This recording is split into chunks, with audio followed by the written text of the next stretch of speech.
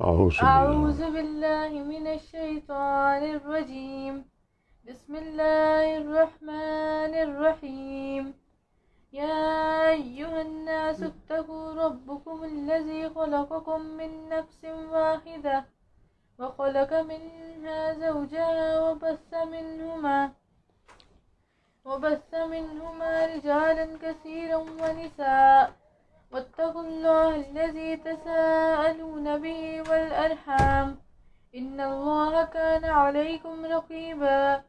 وآتوا اليتامى أموالهم ولا تتبدلوا الخبيث بالطيب ولا تأكلوا أموالهم إلى أموالكم إنه كان حوبا كبيرا. وإن خفتم ألا تقسطوا في اليتامى فانكحوا ما طاب لكم من النساء مثنى وثلاث ورباع. فإن خفتم ألا تعدلوا فواحدة أو ما ملكت أيمانكم ذلك أدنى ألا تعولوا. صدق اللہ العظیم. جزاک اللہ. شاباش.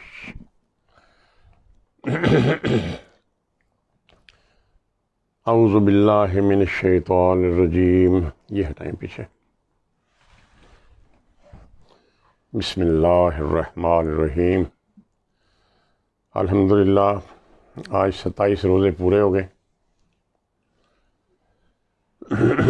3 روزے رہ گئے، یا اگر اللہ کی مرضی ہوئی تو 2. ہم پڑھ رہے تھے غزوہ احد کے بعد کی صورتحال.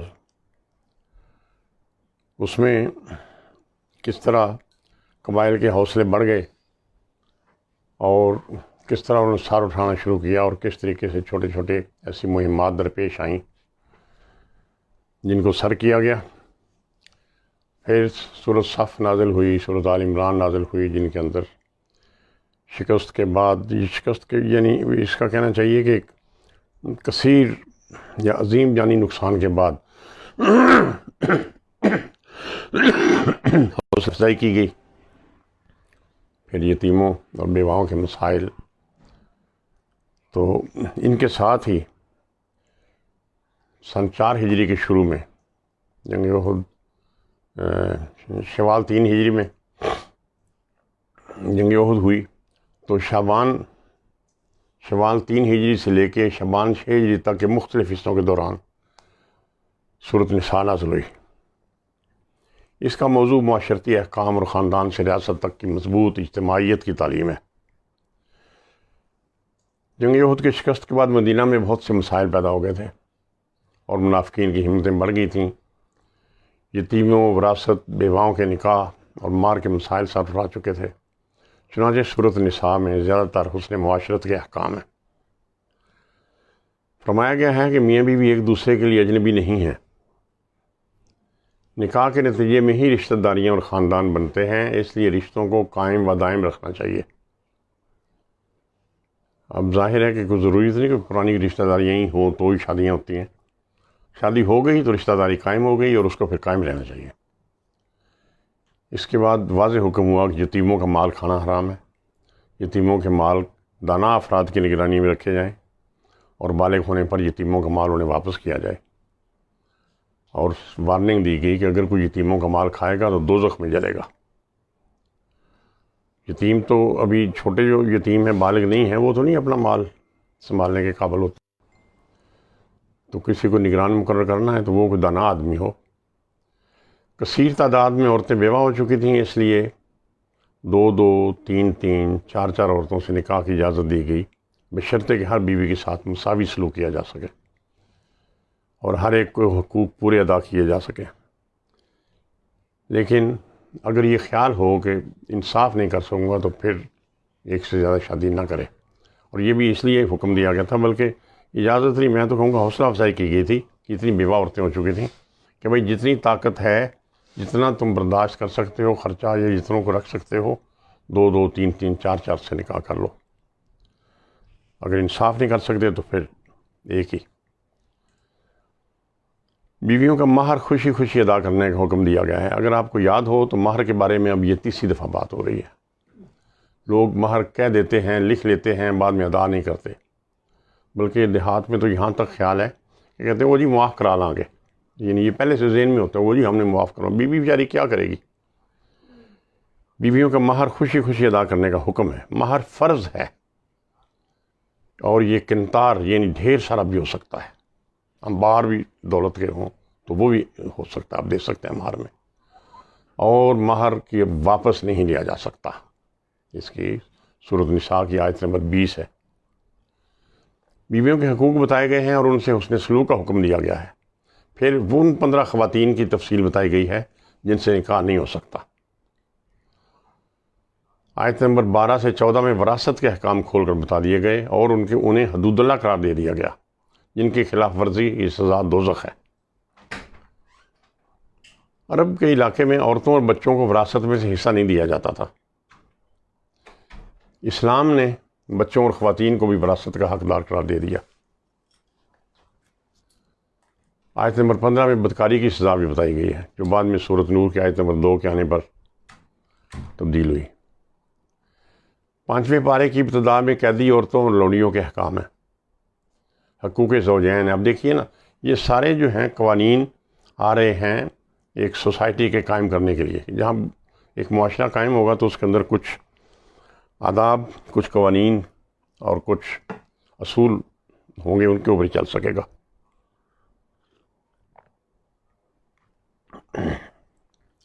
میاں بیوی کے حقوق واضح کرنے کے بعد کہا گیا ہے کہ مرد خاندان کا سربراہ ہے۔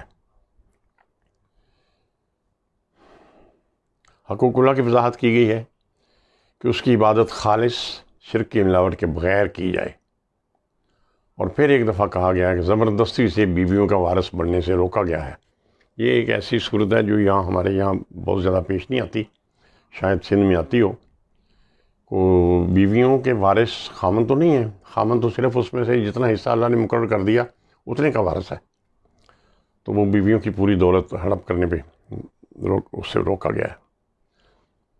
اہل کتاب کی گمراہیوں کے ضمن میں بتایا گیا ہے کہ یہ لوگ کلام الہی کو اپنی ضرورت کے مطابق پھیر لیتے ہیں، اور اہل کتاب کی وہم پرستی اور تعصب پر لعنت بھیجی گئی ہے، اور بتایا گیا ہے کہ جو اہل کتاب رسول اللہ پر ایمان نہیں لائیں گے ان کو دوزخ میں ڈالا جائے گا، جہاں ان کی کھالیں بدلتی رہیں گی اور انہیں مسلسل جلا جلا کر عذاب دیا جائے گا۔ پہلے ہم نے پڑھا تھا کہ انہیں کھولتا ان کے سروں پر کھولتا ہوا پانی میں ڈالا جائے گا، اور نکل کر بھاگنا چاہیں گے تو انہیں گھسیٹ کر دوبارہ پھینک دیا جائے گا۔ استغفر اللہ۔ جو رسول اللہ صلی اللہ علیہ وسلم پر ایمان ہی نہیں، ایمان ہوتا ہے دلوں من لینا، دل سے کسی بات کو تسلیم کر لینا۔ جو رسول اللہ پر ایمان نہیں لائیں گے ان کو دوزخ میں ڈالا جائے گا، جہاں ان کی کھالیں بدلتی رہیں گی اور کھالیں بدل بدل کر انہیں مسلسل جلا جلا کر عذاب دیا جائے گا۔ اہل کتاب میں سے جو لوگ اسلام قبول کر لیں گے ان کو جنت اور جنت کی نعمتیں نصیب ہوں گی۔ اہل کتاب کو دعوت دیتے وقت واضح کر دیا گیا کہ شرک معاف نہیں ہوگا، باقی سارے گناہ معاف ہو سکتے ہیں۔ توحید پہلا سبق ہے اسلام کا۔ اللہ کے ساتھ کسی کو پارٹنر یا اس کا سفارشی بنانے کی اجازت نہیں ہے بالکل۔ اسلام ہے یہ کہ اللہ کی واحد اکیلے کی اخلاص کے ساتھ اس کو الہ مانا جائے اور اس کی عبادت کی جائے۔ منافقین کے متعلق بتایا گیا ہے کہ منافق جہاد سے گھبراتے ہیں۔ اچھا، قتل خطا اور قتل عمد ہوتا ہے جان بوجھ کر قتل کرنا، اور قتل خطا ہے کہ اتفاقاً لڑ پڑے، ایسی چوٹ لگی کہ دوسرا بندہ مر گیا، اس کے احکام ہیں۔ اسی طرح نماز خوف کے احکام ہیں، یعنی نماز تو فرض ہے، ادھر سے جنگ چھڑی ہوئی ہے تو اس وقت کیسے نماز پڑھیں گے؟ اس وقت یہ ہے کہ آدھی فوج نماز پڑھے گی اور آدھی نگرانی کرے گی۔ آگے جا کر بنی اسماعیل اور بنی اسرائیل، دیکھیے بنی اسرائیل وہ ہیں جو یہودی، جو حضرت یعقوب کی اولاد میں سے، بلکہ کہنا چاہیے کہ حضرت اسحاق کی اولاد میں سے، اور بنی اسماعیل یہ ہیں جو اسحاق کے بڑے بھائی اسماعیل جو مکہ میں آ کر آباد ہو گئے تھے، تو ان کی اولاد میں سے۔ بنی اسماعیل میں تو پہلے اور آخری نبی رسول پاک صلی اللہ علیہ وسلم ہی آئے، دونوں کو اسلام کی دعوت دی گئی اور واضح کیا گیا کہ شرک کی معافی کسی حالت میں نہیں ہوگی۔ یہ دیکھیے نا، ابھی اس ایک گروہ کے رکوع کے اندر کتنی دفعہ شرک کا ذکر آ گیا ہے۔ آپ دونوں الگ الگ ہو کے بیٹھے ہیں۔ اسلام تو ہے ہی رد شرک۔ اللہ نیکی کا بدلہ دنیا میں بھی دے سکتا ہے اور آخرت میں بھی۔ جو لوگ دنیا مانگتے ہیں انہیں دنیا دے دی جاتی ہے، لیکن وہ آخرت سے محروم رہتے ہیں۔ اسی لیے دنیا اور آخرت دونوں کی بھلائی مانگنی چاہیے۔ ہم دعا مانگتے ہیں نا کہ ربنا آتنا فی الدنیا حسنۃ وفی الآخرۃ حسنہ، یا اللہ ہمیں دنیا میں بھی اس سے ہمارے حالات اچھے کر، آخرت میں بھی ہمیں اچھے حالات نصیب کرنا۔ دنیا اور آخرت دونوں کی بھلائی مانگنی چاہیے۔ منافقوں کو الٹیمیٹم دیا گیا، بلکہ واضح کہہ دیا گیا کہ بھائی بات سنو، اگر تم نے مسلمان ہو تو کافروں سے قطع تعلق کر لو۔ اور مسلمانوں کو ہدایت دی گئی کہ جہاں منافق ٹھٹے بازی کر رہے ہوں وہ لوگ تمسخر اڑاتے تھے نا، اوپر سے تو مسلمان ہیں مسلمانوں کی طاقت کی وجہ سے، تو دل میں تو حکم ہے کہ جہاں منافق ٹھٹا بازی کر رہے ہیں وہاں سے اٹھایا کریں۔ آج کے معاشرے میں بھی ہمارے لیے یہی حکم ہے کہ جہاں منافقوں کو آپ دیکھیں گے فضول اس طرح، یعنی کیا فائدہ جھگڑا کرنے کا، اٹھائیں۔ منافقین مخاطب کر کے کہا گیا دیکھو اور انتظار، ہاں کہا گیا ہے کہ منافقین دیکھو اور انتظار کرو والی پالیسی پر کام جانا ہے۔ چلو ویکھو کی بنتا ہے، یہ کامیاب ہو گئے تو ٹھیک ہے، سی عمل ہو جائیں گے، یہ ناکام ہو گئے تو دوسرے عمل ہو جائیں گے۔ اور اس طرح یہ اللہ کو دھوکہ دینے کی کوشش کرتے ہیں۔ منافقین کے لیے دوزخ کا سب سے نچلا حصہ ہوگا۔ ایک تو کافر ہے نا اوپن، تو ایک ہے کہ جو دھوکہ دے رہا ہے اللہ کو بھی اور انسانوں کو بھی اور رسول اللہ کو بھی، وہ منافق ہے۔ مسلمانوں کو کافروں سے دوستی نہ کرنے کی ہدایت کی گئی ہے۔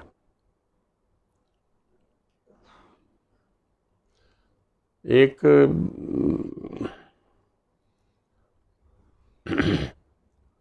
ذرا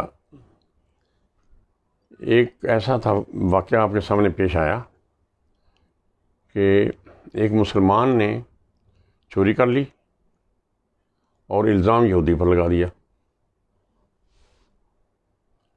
رسول پاک صلی اللہ علیہ وسلم کے پاس مقدمہ آیا تو انہوں نے یہ نہیں کیا کہ مسلمان ہے تو چھوڑ دو، یہودی ہے تو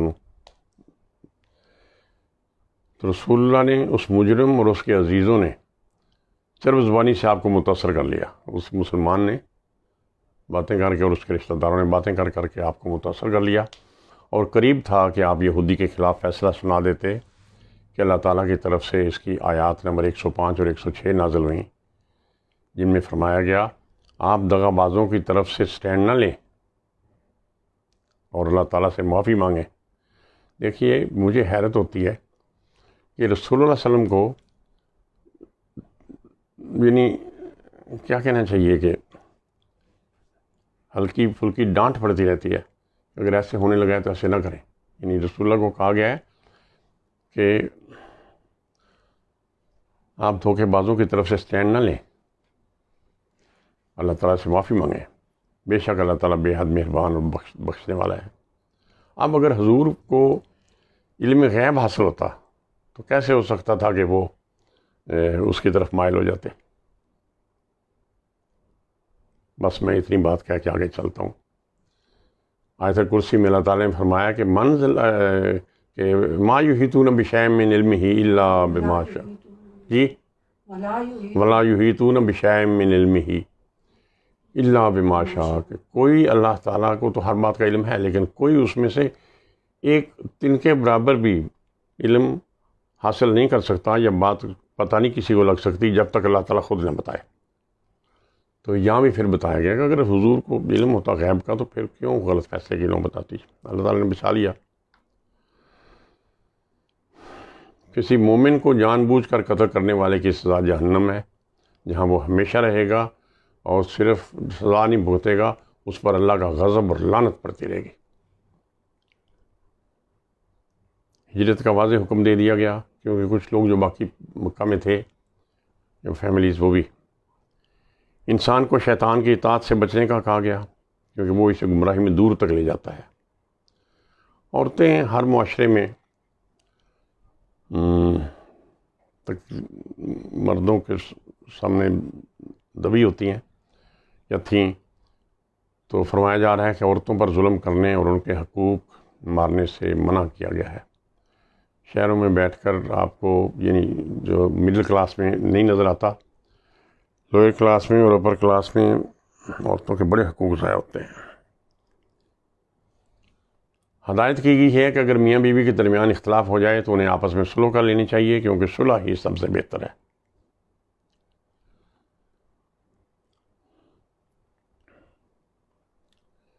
یہود کے جرائم کا تذکرہ ہے کہ ان کے جرائم میں سے باقی بہت سے جرائم ہیں ان کے، لیکن ایک یہ بھی ہے کہ انہوں نے حضرت عیسیٰ علیہ السلام کے قتل کی سازش کی، اگرچہ اللہ نے انہیں بچا کر زندہ آسمانوں پر اٹھا لیا۔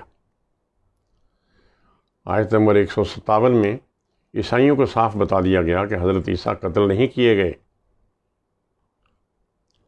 اچھا، یہودیوں کے جرائم بیان ہوئے ہیں، جیسے کہ اللہ کو دیکھنے کا مطالبہ کرتے تھے، میثاق کی خلاف ورزی کرتے تھے، یعنی جو عہد اللہ تعالیٰ نے لیا تھا انبیاء اکرام سے اور ان کے نبی حضرت موسیٰ علیہ السلام سے بھی، یہ اس کی خلاف ورزی کرتے تھے۔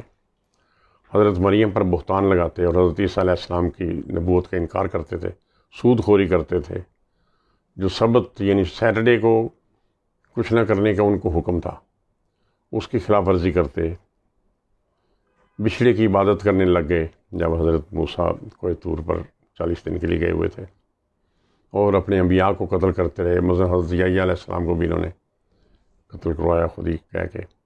تمام دنیا کے انسانوں کو دعوت دی گئی، تمام دنیا کے، یہ پہلے بھی پچھلے آیا تھا 3-4 دن پہلے کہ رسول اللہ صلی اللہ علیہ وسلم تمام انسانوں کے لیے، تمام بنی نوع انسان کے لیے رسول ہیں اور جنوں کے لیے بھی۔ تو یہاں پھر کہا جا رہا ہے کہ تمام دنیا کے انسانوں کو دعوت دی گئی ہے کہ آخری رسول پر ایمان لے آئیں، اور یہی ان کے حق میں بہتر ہے۔ اہل کتاب کو کہا گیا ہے کہ مبالغہ آرائی نہ کیا کرو اور تثلیث کا عقیدہ چھوڑ دو۔ ولا تقولوا ثلاثہ، نہ کیا کرو کہ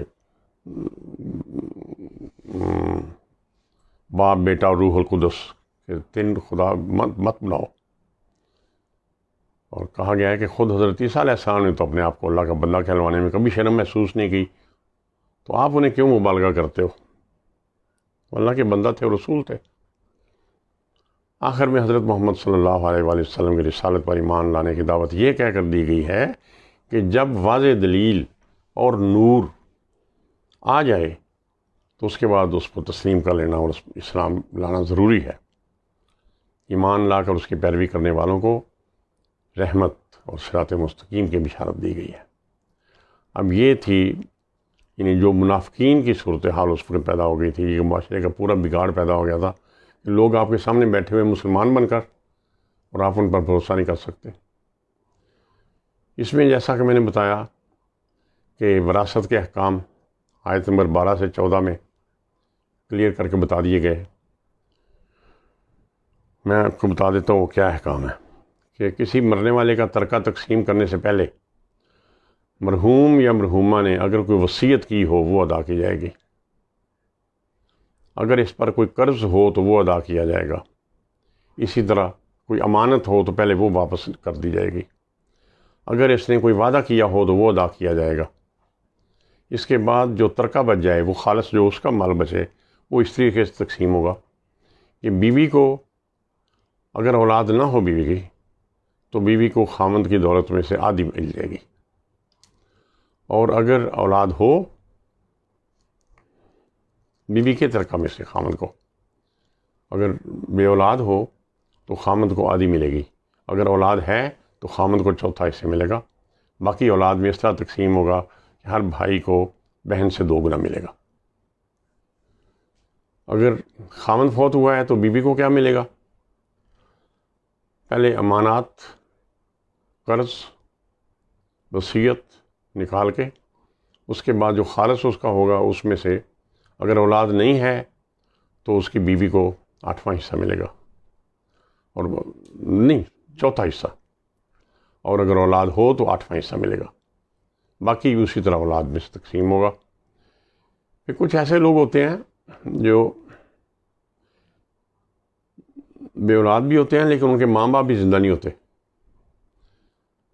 تو اگر اس کا صرف ایک بھائی یا ایک بہن ہو تو اس کو چھٹا حصہ ملے گا. بے اولاد ہے، ماں باپ بھی نہیں ہے، یہ لاوارث بندہ جس کے پیچھے، تو اس صورت میں اگر صرف ایک بھائی یا بہن ہے تو چھٹا حصہ اس کو ملے گا. اگر ایک سے زیادہ بہن بھائی ہوں تو ترکہ میں سے 1/3 وہ ان سب پر تقسیم ہوگا. ترکہ کی تقسیم وصیت، قرض، امانت اور وعدوں کی ادائیگی کے بعد بقیہ ترکہ میں سے ہوگی. اور دوسرا یہ حکم ہے کہ وراثت کے احکام حدود اللہ ہیں، اس میں تبدیلی بھی نہیں ہو سکتی اور ان کی خلاف ورزی کی سزا جہنم ہے. پھر محرمات کا لسٹ دی گئی ہے کہ جن خواتین کے ساتھ نکاح نہیں کر سکتے: مائیں، بیٹیاں، بہنیں، چچیاں، پھوپھیاں، خالائیں، بھتیجیاں، بھانجیاں. اچھا، پھر دودھ پلانے والی مائیں اور رضاعی بہنیں یعنی اس ماں کی بیٹیاں. پھر زندہ بیویوں کی بہنیں، زندہ بیوی کی بہن کے ساتھ نکاح نہیں ہو سکتا. بیویوں کی مائیں جو کہ ماں کے برابر ہو جاتی ہیں. بیٹوں کی بیویاں، بہویں، پوتیاں اور نواسیاں. شادی شدہ عورتیں، ظاہر ہے کہ شادی شدہ عورت کے ساتھ تو نکاح نہیں ہو سکتا. اور بیویوں کی ایسی بیٹیاں جو آپ کے گھر میں پل رہی ہوں، یعنی ایک ایسی عورت سے آپ نے شادی کی ہے جس کی پہلے بیٹیاں تھیں اور وہ اس کے ساتھ آپ کے گھر میں پل رہی ہیں، تو یہ نہیں ہو سکتا کہ اب آپ ان سے نکاح کر لیں. لو، جو آپ کے گھر میں پل رہی ہیں وہ آپ کی بیٹیاں ہیں. یہ اس کے بعد ایک بہت اہم سال سن 5 ہجری شروع ہوتا ہے. سن 5 ہجری میں یکے بعد دیگرے اور بڑے بڑے واقعات پیش آئے. پہلے تو ایک مارکہ پیش آیا ربیع الاول 5 ہجری میں ہی، دومت الجندل کا مارکہ ہے. پھر اس میں سورۃ حدید نازل ہوئی جس میں عدل و انصاف کے قیام کی تعلیم دی گئی ہے. پھر غزوہ بنی مستلق شعبان میں واقعہ ہوا اور اس کے نتیجہ میں ام المومنین حضرت جویریہ سے نکاح ہوا. پھر بڑا دردناک واقعہ افق پیش آیا، افسوسناک اور شرم کا باعث. اس کی صفائی کے لیے سورۃ نور نازل ہوئی. غزوہ خندق یا غزوہ احزاب دونوں نام لیے جاتے ہیں اس جنگ کے، جب کھائی کھودنی پڑی سی مدینہ کے باہر اور سارے عرب قبائل مل کر 10,000 سے زیادہ تعداد میں مدینہ پر حملہ آور ہو گئے تھے. وہ بھی اس سال کے آخر میں ذیقعدہ 5 ہجری میں پیش آیا. پھر بنو قریظہ یہودی قبیلہ کا قلع کما کیا گیا غداری کی بنا پر. پھر سورۃ احزاب نازل ہونا شروع ہوئی. اس کا کچھ حصہ شوال 5 ہجری میں جنگ احزاب سے پہلے نازل ہوا اور کچھ جنگ احزاب کے بعد نازل ہوا. اس میں عسکری اور سماجی احکام ہیں. ام المومنین حضرت زینب بنت جہش جو آپ کی پھوپھی کی بیٹی تھی اس سے نکاح ہوا. پھر سورۃ مجادلہ سورۃ احزاب کے بعد، سورۃ احزاب مکمل ہو گئی تو اس کے بعد سورۃ مجادلہ نازل ہوئی اس سال کے آخری مہینے میں. گھونگھٹ کا حکم نازل ہوا تاکہ مسلم خواتین انجانے میں ستائی نہ جائیں. تیمم اور نماز خوف کے احکام جنگ احزاب کے دوران نازل ہوئے. پھر کچھ معاشرتی احکام ایسے نازل ہوئے، مثلاً ایک یہ کہ اگر کوئی بندہ دعوت پر بلائے تو دعوت کھانے کے بعد اٹھ کے چلے جایا کرو، بیٹھ کے گپ شپ نہ کرتے رہا کرو، کیونکہ گھر والوں کو اور بھی کام ہوتے ہیں. مسلمان عورتوں کو حکم ہوا کہ گھر سے باہر نکلتے وقت چادر کا پلو ذرا آگے کو جی ہاں، تاکہ پہچانی جائیں کہ یہ مسلمان عورتیں ہیں اور لوگ اس سے تنگ نہ کریں. اسی طرح حکم ہوا کہ کسی غیر مرد سے بات کرنی پڑے تو پردہ کی اوٹ سے کریں اور نرم لہجہ میں نہ کریں، ذرا کڑک کر بات کریں. خواتین پر بلا ثبوت تہمت لگانے والے کے لیے حد قذف جاری ہوئی، یعنی اس کو وہی سزا دی جائے گی جو اس جرم کرنے والے کو ملتی ہے جس نے جھوٹا الزام لگا دیا. اس لیے الزام لگانے سے پہلے ثبوت شریعت کی ریکوائرمنٹ کے مطابق ہونے چاہیے، ورنہ وہ سزا بھگتے گا. اسلام میں جو بہت انقلابی احکام ہیں ان میں سے ایک یہ بھی ہے۔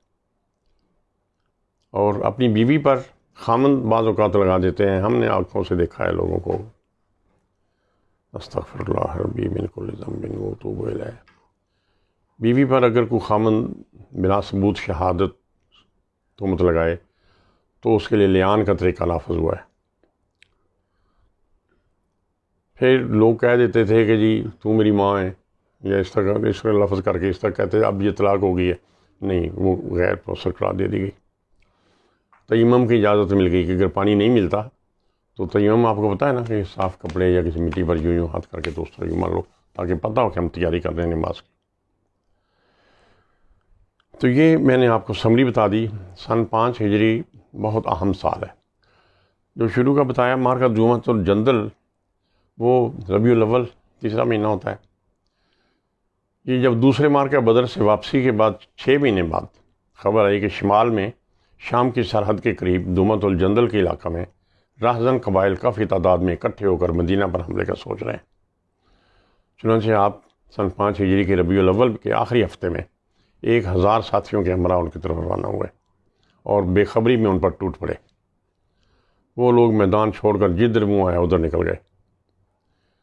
کچھ مویشی مسلمانوں کے ہاتھ آئے، آپ نے چند روز وہاں قیام کیا اور اس کے بعد واپس مدینہ تشریف لے آئے۔ یہ پہلے مارکہ بدر ثانی جیسا آپ کو بتایا کہ وہ آ رہے تھے، پھر جب مسلمان بھی آگے گئے تو پھر بھاگ گئے۔ بدر ثانی اور مارکہ دومۃ الجندل جو میں نے ابھی بتایا، اس کے بعد نجد سے شام تک، نجد ہے مدینہ کے جنوب میں اور شام ہے وہ شمال تک، مسلمانوں کا دبدبہ قائم ہو گیا۔ بدو قبائل صورتحال سمجھ کر عداوت سے باز آ گئے اور اسلام کو تبلیغ کا مناسب ماحول میسر آ گیا۔ جنگ احد کے بعد ہوئی تھی نا ایک دفعہ، حوصلہ ان کا بڑا تھا، تو اب سب لوگ سیٹ ہو گئے۔ سورۃ الحدید نازل ہوئی، قرآن حکیم کی سورۃ نمبر 57 ہے۔ یہ حدید لوہے کو کہتے ہیں۔ یہ جنگ احزاب سے پہلے سن 5 ہجری کے شروع میں نازل ہوئی۔ اس میں زور دیا گیا کہ اللہ کی راہ میں پیسہ خرچ کرنا پڑتا ہے، وہ خرچ کیا کرو، جب ضرورت پڑے تو پیسے دیا کرو، اور عدل قائم کرنے کی ہدایت فرمائی گئی ہے۔ پھر انفاق کی پرزور اپیل کی گئی ہے۔ انفاق ہوتا ہے مالی جہاد، یعنی پیسہ دینا ضروریات واسطے، مرکزی ضروریات واسطے۔ سورت کے شروع میں اللہ تعالیٰ کی صفات پر ایمان کا ذکر ہے کہ اللہ تعالیٰ کی، پھر انفاق کا مطالبہ ہے کہ پیسے کی ضرورت تو پڑتی ہے، پیسے دیا کرو۔ اس کے بعد جہاد، قتال اور عدل و انصاف کے قیام کی ہدایت ہے۔ بتایا گیا کہ اللہ تعالیٰ کی صفات سے لا علمی، اگر آپ اللہ تعالیٰ کی صفات پوری طرح نہیں سمجھتے تو یہ ایمان کامل کی راہ میں رکاوٹ ہے، آپ کا ایمان پھر کیسے مکمل ہوگا۔ بخیلی انفاق کی راہ میں اور رہبانیت جہاد کی راہ میں سب سے بڑی رکاوٹ ہے۔ انفاق پر بار بار زور دینے کے بعد قرض حسنہ کا مطالبہ بھی کیا گیا ہے کہ بھائی تم اگر بخیل ہو، جیب سے پیسہ نکالتے وقت تمہیں موت پڑتی ہے تو قرض حسنہ دے دو اللہ کو، کیونکہ رقم کی اس وقت سخت ضرورت تھی۔ پھر قرض حسنہ بڑھا چڑھا کر لوٹانے اور ساتھ اجر عظیم کی بشارت دی گئی۔ اللہ تعالیٰ کو جو قرضہ دے گا اللہ تعالیٰ اس سے زیادہ بڑھا چڑھا کر واپس کرے گا اور ساتھ ساتھ اجر عظیم دے گا۔ انسانی زندگی کے 6 مختلف مراحل کے لیے 6 مختلف الفاظ استعمال کیے گئے ہیں۔ ایک لفظ ہم عام طور پہ سنتے ہیں لہو و لعب، کہ جی اس نے اپنے لہو و لعب میں وقت گزار دیا۔ لہو نوجوانی کے وہ کھیل ہوتے ہیں جن میں کوئی لذت نہیں ہوتی، بس کھلنا پن، بے معنی کھیل۔ لعب چھوٹے بچوں کے کھیل جس طرح تاشفین ہے، جن میں لذات نہیں ہوتی، تو بس وہ اپنی دل لگی کرتے پھرتے ہیں۔ زینت ایک لفظ ہے، یعنی اگلے مرحلے میں جنم لینے والے آرائش اور بناؤ سنگھار کے رویے۔ ایک تفاخر کا لفظ استعمال ہوا ہے، خود کو دوسروں سے بہتر سمجھنا۔ ایک تو تکبر ہم پڑھتے آ رہے تھے نا بار بار، اب تفاخر بھی، خود کو دوسروں سے بہتر سمجھنا اور ایک دوسرے پر فخر جتانا۔ اگر اللہ تعالیٰ کا کوئی فضل ہے تو اس کا شکر ادا کرو خاموشی سے، دوسروں کو تو حقیر نہ سمجھو یا ان کو تو نہ شرمندہ کرو نا۔ اچھا، پھر تکاثر کا لفظ استعمال ہوا ہے، تکاثر فی المال، یعنی مال کی کثرت کی دوڑ میں لگ جانا. پھر تکاثر فی الاولاد، کہ یہ تو قبائلی زندگی میں اولاد، یہ خاص طور پر بیٹوں کا ہونا بہت بڑی طاقت ہوتی تھی. اولاد کی کثرت میں ایک دوسرے سے آگے نکل جانے کی دوڑ میں لگ جانا. کہا گیا ہے کہ کم عقل لوگ اولاد پر فخر کرتے ہیں، لیکن یہ سب کچھ زوال پذیر ہے. حکم ہے کہ مغفرت حاصل کرنے اور جنت حاصل کرنے کے لیے سبقت حاصل کرو. وہ ہے سبقت حاصل کرنے یا آگے بڑھنے کے لیے کوشش کرنے والا رستہ. روحانیت، عیسائیوں میں روحانیت ہے کہ جی میں شادی نہیں کروں گی، میں چرچ کی خدمت کرتی رہوں گی، میں شادی نہیں کروں گا، میں دین کی خدمت کرتا رہوں گا. اس کو روحانیت کہتے ہیں. اسے بدعت قرار دیا گیا ہے، منع کر دیا گیا مسلمانوں کو، اور کہا گیا کہ عیسائیوں نے بغیر حکم الہی ایجاد کی، اور بعد میں اس کی شکل اور بھی بگڑ گئی. اہل کتاب کو دعوت دی گئی ہے کہ روحانیت سے نکل آؤ اور اسلام میں شامل ہو کر جہاد بھی کرو، قوت قاہرہ سے اپنی طاقت سے دنیا میں نظام عدل قائم کرنے میں ساتھی بن جاؤ. پھر اس صورت میں لفظ نور اور مغفرت کا بار بار استعمال ہوا ہے. نور ایک بڑا وسیع معنی والا الفاظ ہے، یہ کسی وقت کسی عالم کی زبان سے آپ سمجھ لینا. مغفرت کا لفظ بھی بار بار استعمال ہوا ہے. اچھا، اسی سال شعبان کے مہینے میں، آپ کو پتہ نہیں شعبان 8واں مہینہ ہے، شعبان کے مہینے میں غزوہ بنی مستلق پیش آئی.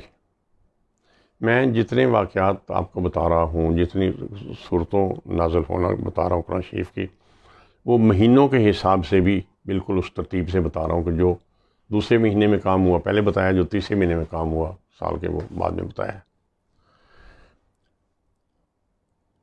بنو نذیر کو جب مدینہ سے نکال دیا گیا تو یہودیوں نے وہاں جا کر ٹھکانہ کر لیا خیبر میں زیادہ تر، اور خاص طور پہ ان کا وہ جو بڑا تھا حی ابن اخطب، اور وہاں سے جا کے انہوں نے قریش کے ساتھ کھلا گٹھ جوڑ اور متفقہ سازشیں شروع کر دیں. مکہ سے مدینہ تک سب قبائل مدینہ پر حملہ کرنے کی تیاریاں کرنے لگے.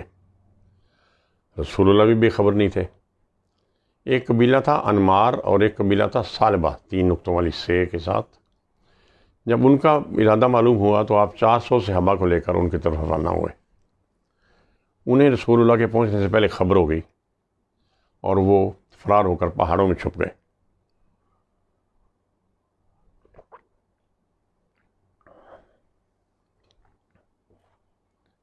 پھر ربیع الاول میں خبر آئی کہ دومت الجندل کے مقام پر، جیسا میں نے پہلے بتایا کہ وہ مارکا پیش آیا، ایک کفار کی بڑی فوج جمع ہو رہی ہے. تو آپ 1000 کی فوج لے کر 27 دسمبر 626 عیسوی کو، یعنی 2 شعبان 5 ہجری کو مدینہ سے نکلے. لیکن کفار کو خبر ہوگی تو وہ بھاگ گئے. اسی سلسلہ میں خبر آئی کہ خاندان بنی مستلق نے مدینہ پر حملہ کی تیاریاں شروع کر دی ہیں. آپ نے خبر کی تصدیق چیک کروائی، تو جب تصدیق ہو گئی کہ واقعی یہ خبر ٹھیک ہے تو نبی کریم صلی اللہ علیہ وآلہ وسلم فوج لے کر 20 شعبان سن 5 ہجری کو ان کے سرکوبی کے لیے مدینہ سے روانہ ہوئے. اب خبریں تو لگ جاتی ہیں جب بندے اکٹھے ہو کے آ رہے ہوں، ان کو بھی خبر ہو گئی.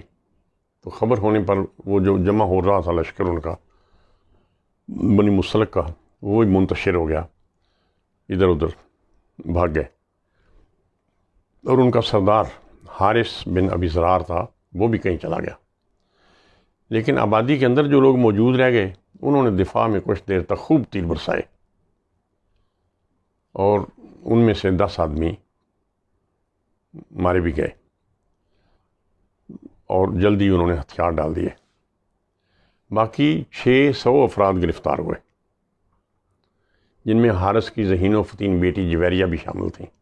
خود تو فرار ہو گیا نا ان کا سردار، اس کی ذہین و فتین بیٹی جویریہ شامل تھیں. اس سمیت 600 افراد گرفتار ہوئے، اور مال غنیمت میں 2000 اونٹ اور 5000 بکریاں مسلمانوں کے ہاتھ لگیں. یہ تھا غزوہ بنی مستلق.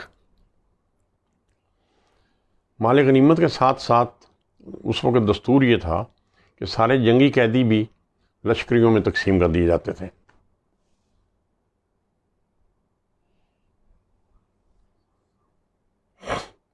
حضرت جویریہ جس مسلمان فوجی کے حصہ میں آئیں انہوں نے اس کے ساتھ مکاتبت طے کر لی۔ مکاتبت عربوں میں یہ دستور تھا کہ اگر قید ہو کے غلام بن گئے ہو کسی کے، ظاہر ہے کہ جو کمانڈر ہے وہ کسی فوجی کو تقسیم کر دے گا نا کہ یہ 100 غلام آئے ہیں، 100 فوجی تھے تو ایک ایک لے جاؤ، تو وہ پھر اسے بات کر سکتے تھے کہ بھئی میں آپ کو پیسے دے دیتا ہوں، انہیں آزاد کر دو، تو آپس میں جتنا مرضی طے کر لیتے، کچھ پیسے طے کر لیتے۔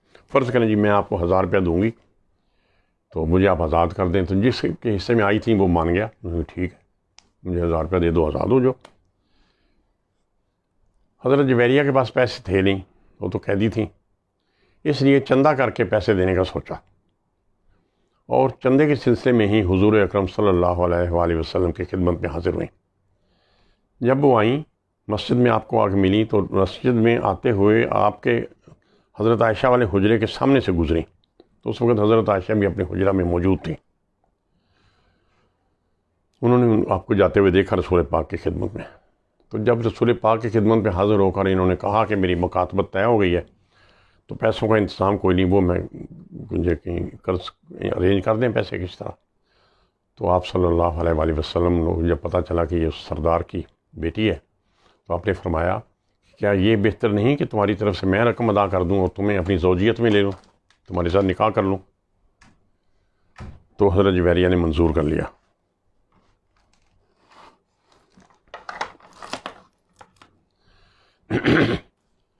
جب مسلمان فوجیں واپس مدینہ آ گئیں تو بنی مستلق کا سردار یعنی حضرت جویریہ کا والد جو قبیلے کا رئیس تھا اور فرار ہو گیا تھا، وہ کچھ اونٹ بطور فدیہ لے کر، یہ دھیان سے سنیں، کچھ اونٹ فدیے کے طور پر لے کر رسول اللہ کی خدمت میں حاضر ہوا۔ کچھ تو جو وہاں سے مال غنیمت لے آئے تھے نا، تو کچھ اونٹ اور لے کر تو آپ کی خدمت میں حاضر ہوا اور عرض کی کہ میں سردار ہوں، میری بیٹی کنیز نہیں بن سکتی، فدیہ لے لیں اور اسے آزاد کر دیں۔ آپ صلی اللہ علیہ وسلم نے حارث سے کہا اس طرح کرتے ہیں کہ جویریہ سے ہی پوچھ لیتے ہیں۔ حارث گئے اور جا کر اپنی بیٹی سے پوچھا تو انہوں نے جواب دیا کہ میں رسول اللہ صلی اللہ علیہ وسلم کی خدمت میں رہنا پسند کروں گی۔ اس پر آپ صلی اللہ علیہ وسلم نے مکاتبت کی رقم خود ادا کر کے حضرت جویریہ سے شادی کر لی۔ جب صحابہ کو شادی کا معلوم ہوا تو تمام جنگی فوراً یہ کہہ کر رہا کر دیے کہ رسول اللہ صلی اللہ علیہ وسلم کے سسرال ہمارے غلام نہیں ہو سکتے۔ تو اس صورتحال میں پھر حارث بھی مسلمان ہو گیا۔ اب یہ جو دمت الجندل میں بھی اور دوسرے قبائل بھی اور یہ بنی مستلق بھی، یہ قبائل کی یہ جنگی تیاریاں دراصل عربوں کے یا عرب قبائل کے مدینہ پر ایک بڑے حملہ کا پیش خیمہ تھیں۔ کفار مکہ سارے قبائل کو ساتھ ملا کر مسلمانوں پر ایک بڑا حملہ کرنا چاہتے تھے، لیکن اس تدبیر کے ساتھ بنی مستلق کی طرف سے امن حاصل ہو گیا۔ بنی مستلق بھی عرب قبیلہ تھے اور بڑا بہادر قبیلہ تھے، اور ان کی طرف سے امن حاصل ہو گیا۔ اس سال میں جب اس غزوہ کی طرف گئے بنی مستلق کی طرف، تو اس میں 2 مسائل پیش آئے۔ منافقین نے 2 وار کیے۔ منافق شامل ہو جاتے تھے مال غنیمت کے لالچ میں، دلی طور پہ سچے مسلمان تو ہوتے نہیں تھے کہ اللہ کی راہ میں جہاد کرنے جا رہے ہیں۔ انہوں نے 2 خطرناک کارروائیاں کیں۔ جب جا رہے تھے تو جاتے ہوئے سفر کے دوران مہاجرین اور انصار میں اتنا سخت جھگڑا کروا دیا کہ تلواریں نکل آئیں دونوں طرف سے۔ خود نبی کریم صلی اللہ علیہ وسلم کو مداخلت فرما کر حکمت سے معاملہ سلجھانا پڑا اور لشکر کو فی الفور مدینہ کے لیے کوچ کرنے کا حکم دے دیا۔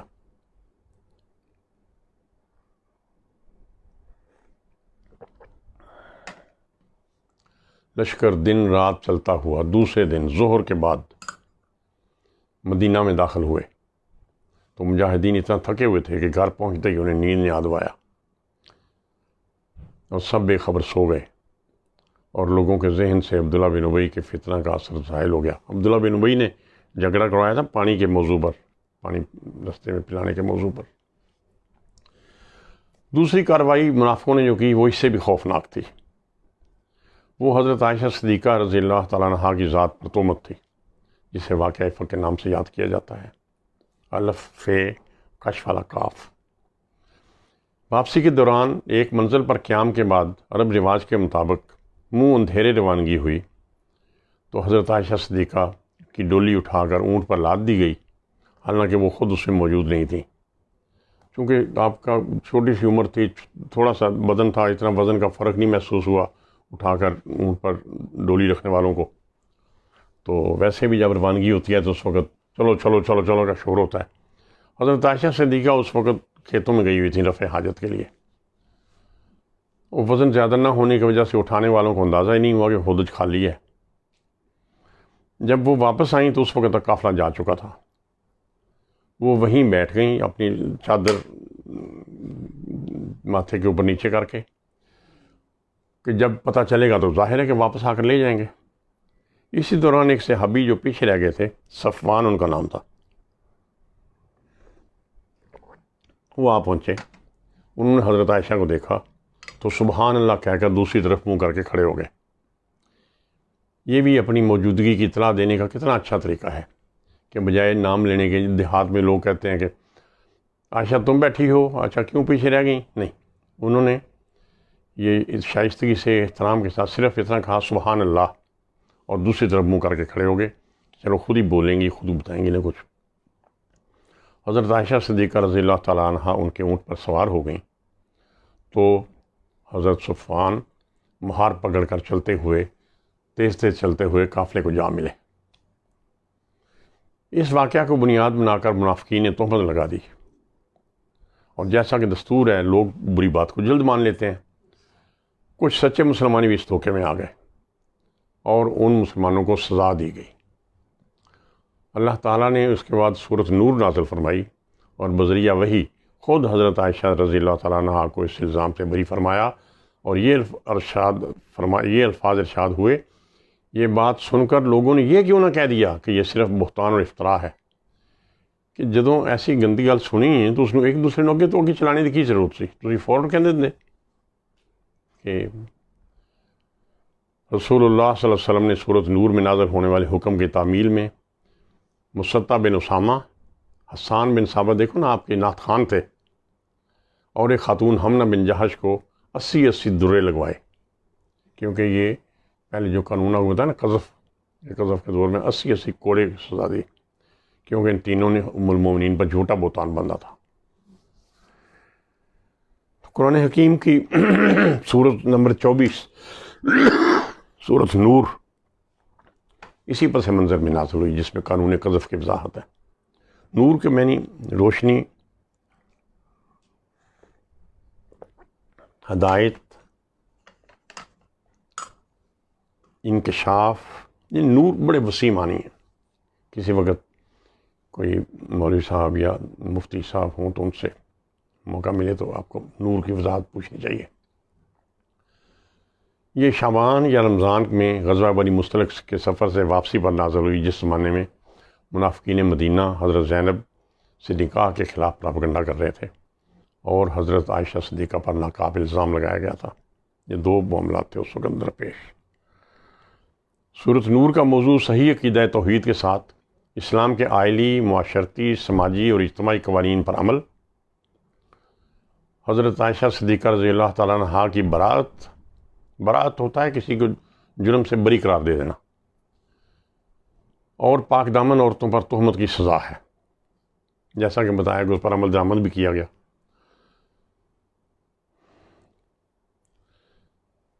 اس صورت میں مسلمانوں کو آداب معاشرت سکھائے گئے ہیں۔ صورت کا نام اس آیت کی وجہ سے ہے، اس میں ایک آیت آئی ہے نا جو اللہ نور السماوات والارض۔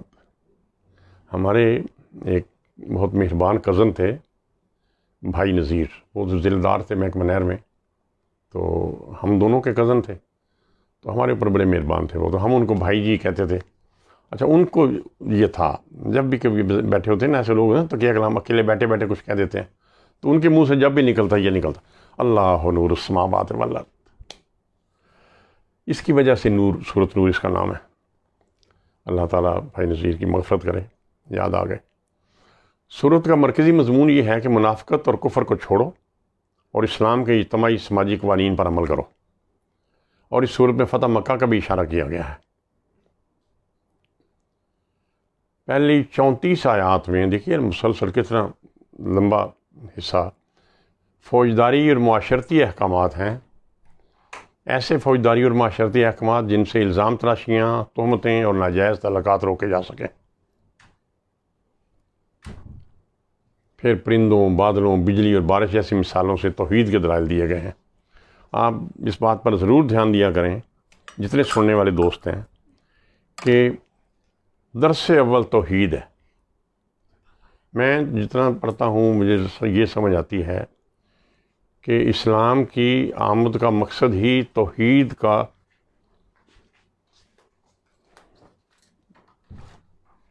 عقیدہ رائج کرنا اور شرک کو ختم کرنا تھا۔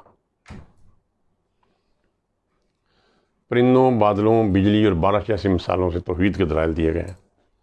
پھر پاک دامنی کے حکم ہیں، اطاعت رسول کی پابندی کا حکم ہے، اپنے گھروں میں بھی اجازت لے کر داخل ہونے جیسے احکام ہیں۔ کل سے میں پہلے بیل بجاؤں پھر اندر آؤں، یہ نہیں مطلب کہ پتہ ممکن ہے آپ کی کوئی فرینڈز آئی ہوئی ہوں، وہ بیٹھی ہوں، ممکن ہے ان کے سر پہ دوپٹہ نہ ہو، تو آپ پہلے ایسی آواز پیدا کریں، اعلان ایسا آپ کا پتہ چل جائے کہ ابو آ گئے، بھائی جان آ گئے، چاچو آ گئے، بابا آ گئے، ٹھیک ہے نا۔ معذور اور بیمار لوگوں کے لیے بھی کھانے کے آداب بیان کیے گئے ہیں۔ دیکھیے کیسی چھوٹی چھوٹی باتیں بھی سمجھائی گئی ہیں۔ الغرض ذاتی اور اجتماعی زندگی کے ہر پہلو، آئلی، فوجداری اور معاشرتی، ہر شعبہ کے لیے قانون سازی ہے۔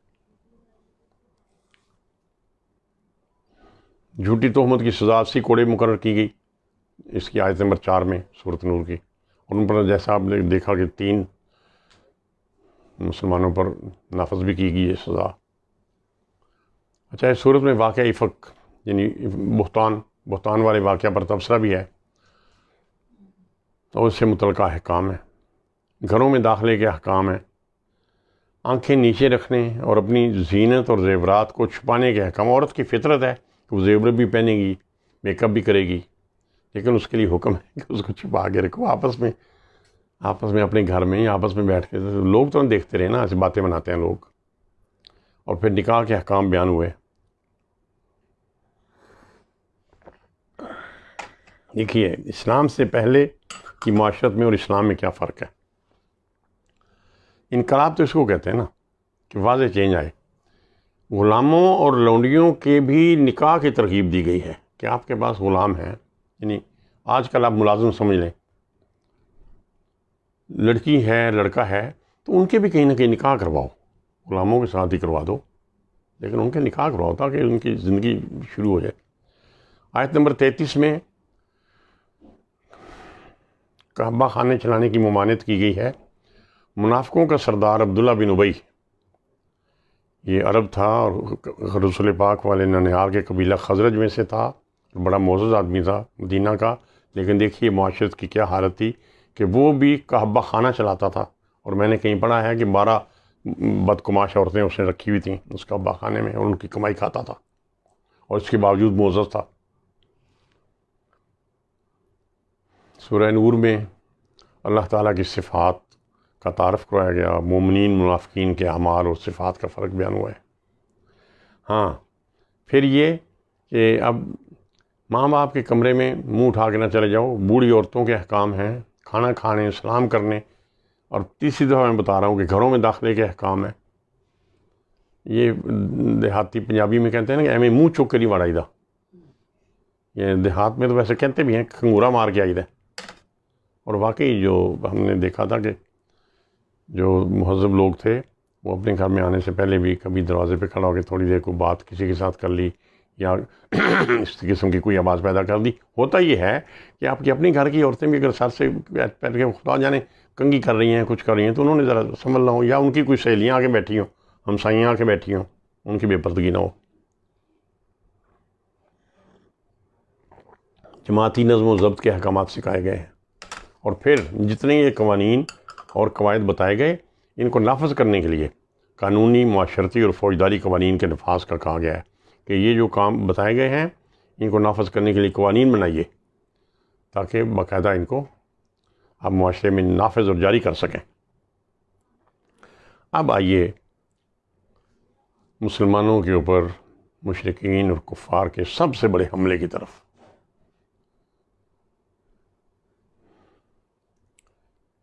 شوال اور ذیقات، یہ آدھا مہینہ شوال کا، کچھ حصہ ذیقات کا، سن 5 ہجری میں اس پر مسلمانوں پر سب سے بڑا لیکن آخری حملہ کیا گیا۔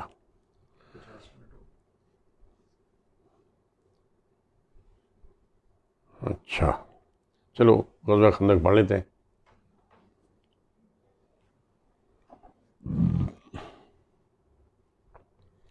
یا یہ بھی غزوہ خندق بھی کل پڑھ لیں گے، آج یہاں پہ ختم کرتے ہیں، کیونکہ یہ بہت مصروف سال اور بہت زیادہ واقعات تھے اس میں، جتنے اب تک بیان ہو گئے ہیں ان کو ذہن میں تازہ رکھیے۔ یہ سال بہت اہم سال تھا، اور اب جو کل انشاءاللہ تعالی ہم پڑھیں گے وہ مسلمانوں پر کفار کا سب سے بڑا اور آخری حملہ غزوہ خندق یا غزوہ احزاب۔ اس کو غزوہ احزاب اس لیے کہتے ہیں کہ تمام گروہ، تمام حزب، جتنے عربوں کے ٹولے تھے سارے اکٹھے ہو کر، خندق اس لیے کہ دفاع کے لیے حضرت سلمان فارسی کے مشورے سے خندق کھودی گئی تھی۔ پھر اس کے بعد کے اثرات ہم دیکھ کے آئے، وہ جگہ جہاں پہ خندق تھی۔ تو یہ جو یہودیوں نے اس وقت جو گھنونا کردار ادا کیا، اس کا قرآن حکیم میں جس طریقے سے ذکر آیا ہے، انشاءاللہ تعالی یہ باتیں کل ہوں گی۔ آج یہیں ختم کرتے ہیں۔ صدق اللہ العظیم۔ یہ دعا کریں۔ الحمدللہ رب العالمین والعاقبۃ للمتقین والصلاۃ والسلام علی رسولہ الکریم۔ اللہم انت السلام ومنک السلام وعلیک یرجع السلام، حینا ربنا بالسلام وارزقنا دار السلام، آمین۔ الہی قلبی محجوب عقلی مغلوب ولسانی مقر الذنوب، الہی طاعتی قلیل ومعصیتی کثیر، فکیف حیلتی یا ستار العیوب یا غفار الذنوب۔